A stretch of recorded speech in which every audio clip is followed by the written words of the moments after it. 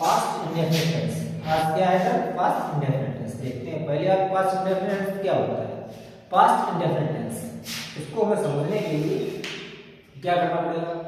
Past means क्या होता है? भूत। पास्ट मींस क्या होता है? भूत। टेंस भूतकाल, है ना।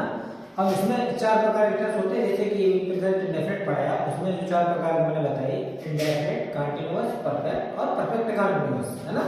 इसी प्रकार से पास्ट में भी 4 टाइप्स के सेंटेंस होते हैं, 4 टाइप्स के टेंस होते हैं। कौन कौन से होते हैं? Past indefinite, past continuous, past perfect, past perfect continuous, है ना। अब हमें यहाँ पे कौन सा पढ़ाना है? Past indefinite. कौन सा पढ़ाना है? Past, PAST, past indefinite, INDEFINITE,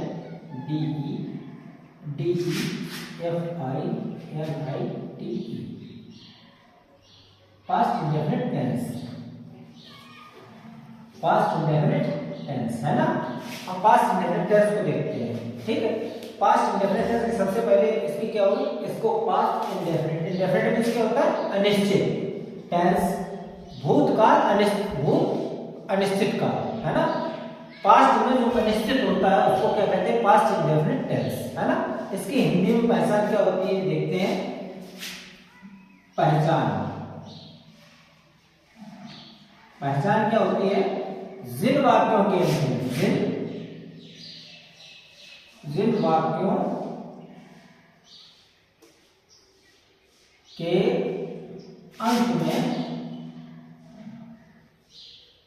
में लिया, दिया, गया, आया,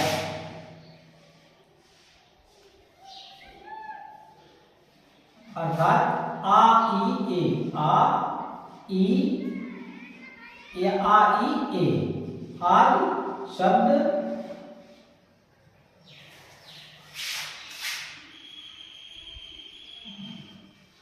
के अंत में आते हैं।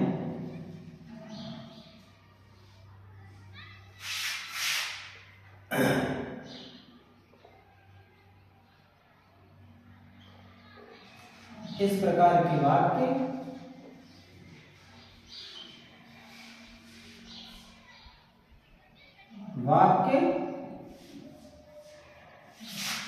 पास्ट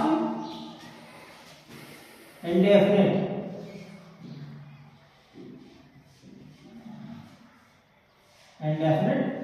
टेंस के वाक्य कहलाते हैं,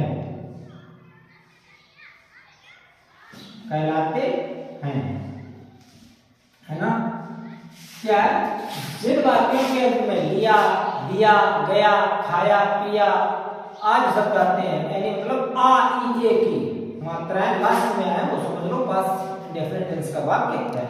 अब इनको बनाने के रूल्स क्या होते हैं? बनाने के रूल्स देखते हैं। जैसे ये सेंटेंस कौन कौन हो सकते हैं? जैसे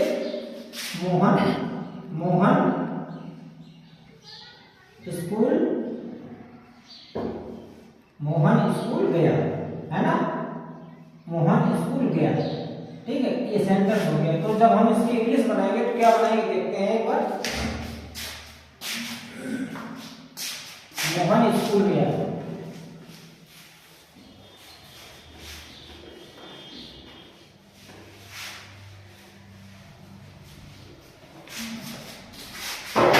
इंग्लिश में बनाने के रूल्स क्या होते हैं? देखते हैं rules.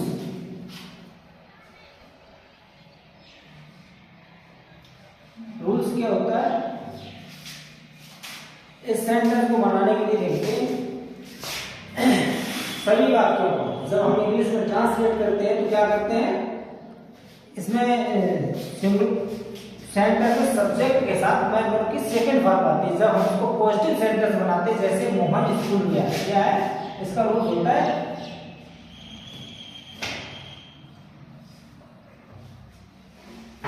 Subject plus man verb man verb की सेकंड फॉर्म, मैन वर्ब की सेकंड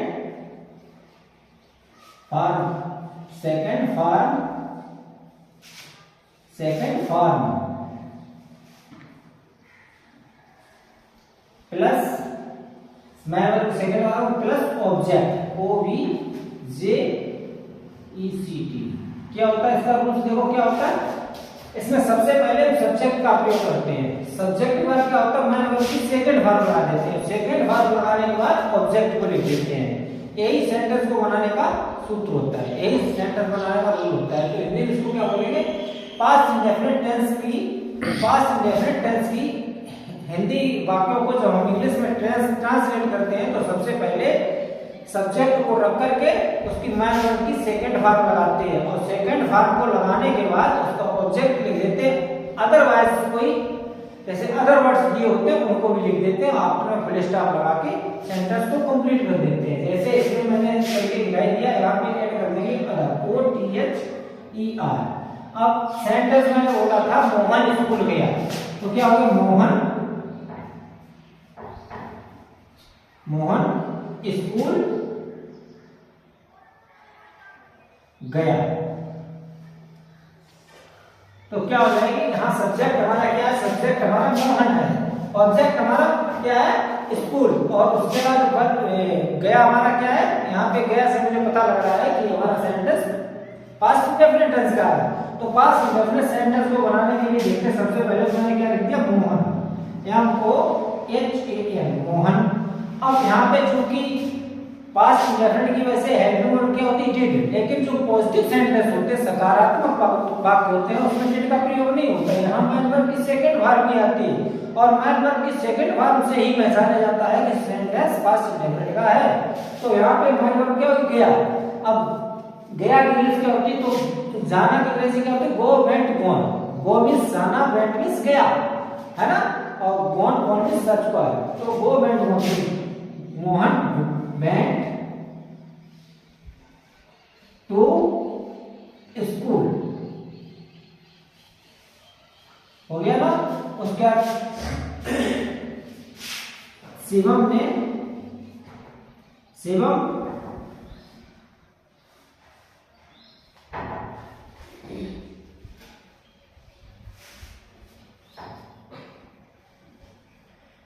किताब पढ़ी,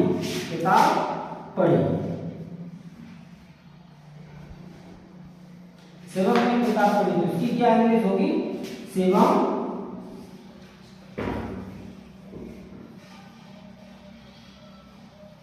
और रीड की ऑल थ्री फॉर्म्स इस सेंटेंस, जैसे रीड, रेड, रीड। स्पीकिंग में बोलने में क्या होता है, रीड, रेड, रीड बोलते हैं, लेकिन स्पेलिंग उनकी सेम ही होती है। तो क्या होगा, शिवम रीड द बुक,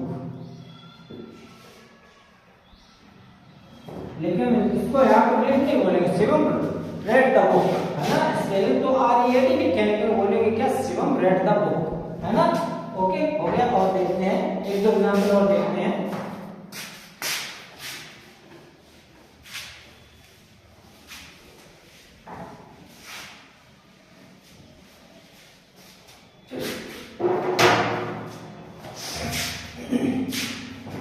देखते हैं, पिताजी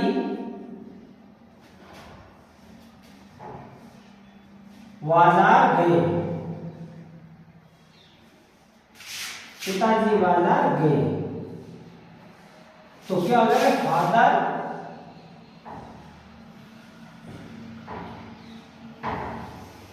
अब फादर, क्योंकि फादर यहाँ पे देखो फादर जो हो गया, उसके साथ में क्या लगेगा, वर्ब की सेकंड फॉर्म भी लगेगी। मुझे पास्ट इंडेफिनिट टेंस बनाना तो उसमें वर्ब की सेकंड फॉर्म, यहाँ सब्जेक्ट सिंगुलर और प्लूरल, इससे कोई फर्क नहीं पड़ता है। तो father went to market,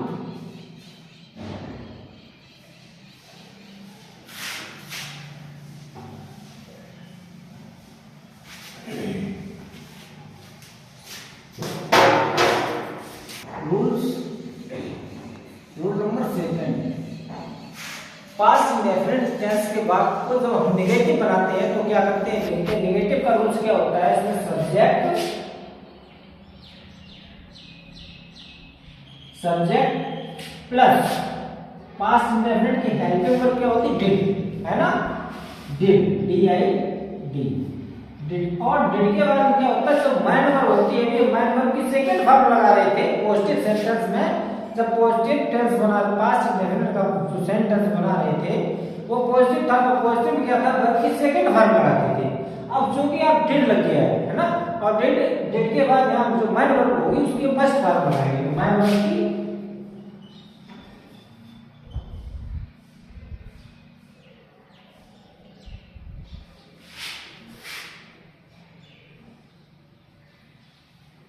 verb की फर्स्ट फॉर्म।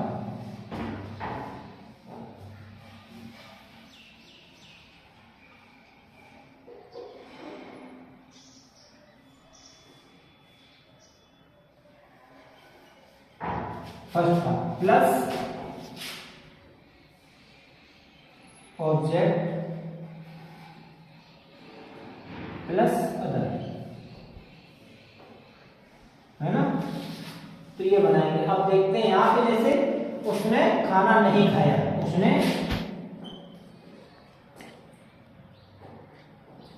खाना नहीं खाया, तो क्या हो जाएगा? देखते हैं। सबसे पहले सब्जेक्ट क्या है? ही। उसने की अंग्रेजी अगर यहाँ पर लड़की मान रहे तो सी लग जाएगा। अगर यहाँ पर मतलब जेंडर जो है, अगर फीमेल मान रहे हैं, फेमिनिन जेंडर मान रहे हैं, तो क्या हो जाएगा? सी हो जाएगा। और आपके बाद में आप मस्कुलर जेंडर समझ रहे हैं तो क्या हो जाएगा? ही। तो ही बना के लगाते हैं, ही उसने खाना नहीं खाया। चूंकि यहाँ पे हमारा नहीं है, तो नहीं लगाने के लिए हमें डिड का यूज करना पड़ेगा। नेगेटिव में डिड का यूज, जब नॉट लगाते हैं तो उससे पहले डिड लगाना पड़ेगा, क्योंकि इस सेंटेंस में जब डिड लग जाएगा तो उसके बाद मैन वर्ब की जो सेकंड फॉर्म अभी तक लगा रहे थे, और डिड लगने के बाद वो मैन वर्ब की सेकंड फॉर्म नहीं लगी, उसके बाद मैन वर्ब की फर्स्ट फॉर्म लगेगी। तो क्या हो जाएगा? ही डिड नॉट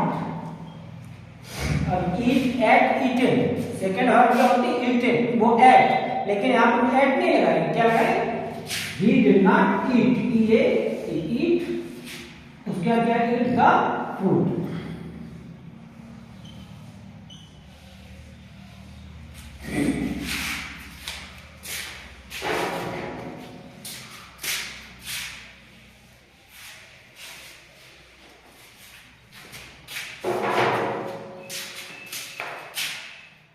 उसने निबंध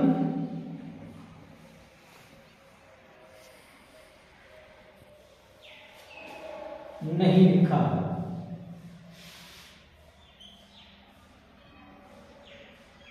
क्या हो जाएगा? सी डिड नॉट। अब लिखना के लिए क्या होती है? राइट। अब यहाँ पे राइट के बजाय मुझे क्या लगा? राइट और रोट रिटन, तो यहाँ पे जब डिड लग गया है तो मुझे यहाँ पे राइट ही लिखना पड़ेगा, समझ रहे? राइट द ऐसे ही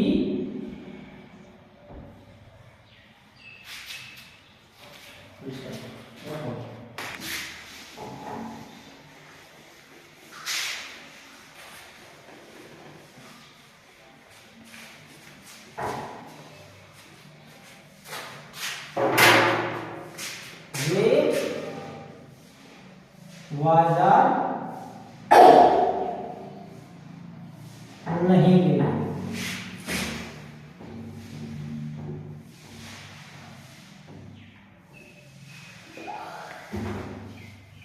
तो क्या हो जाएगा? यहाँ पे देखो वे जो आया है ये प्लूरल है ना, तो इस पास्ट इंडेफिनिट टेंस में प्लूरल और सिंगुलर का कोई इफेक्ट नहीं पड़ता है, समझ रहे हैं? तो यहाँ क्या है? दे डिड नॉट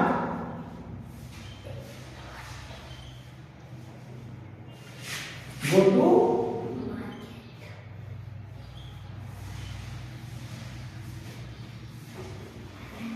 उसके बाद देखते हैं उसने पत्र लिखा। उसने, अब देखते हैं यहाँ पे एक सेंटेंस पॉजिटिव बता रहे हैं, तो पॉजिटिव क्या होगा? उसने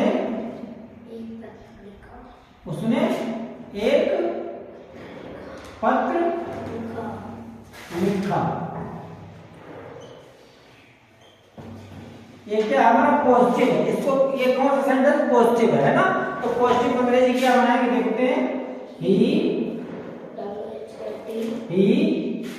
wrote। अब यहां देखो वर्ब की सेकंड फॉर्म लगेगी, ही wrote, wrote एक पत्र लिखा, wrote ए लेटर, है ना। अब इसी सेंटेंस को अगर हम नेगेटिव बनाएंगे तो नेगेटिव देखो, उसने एक पत्र नहीं लिखा, उसने एक पत्र नहीं लिखा, उसने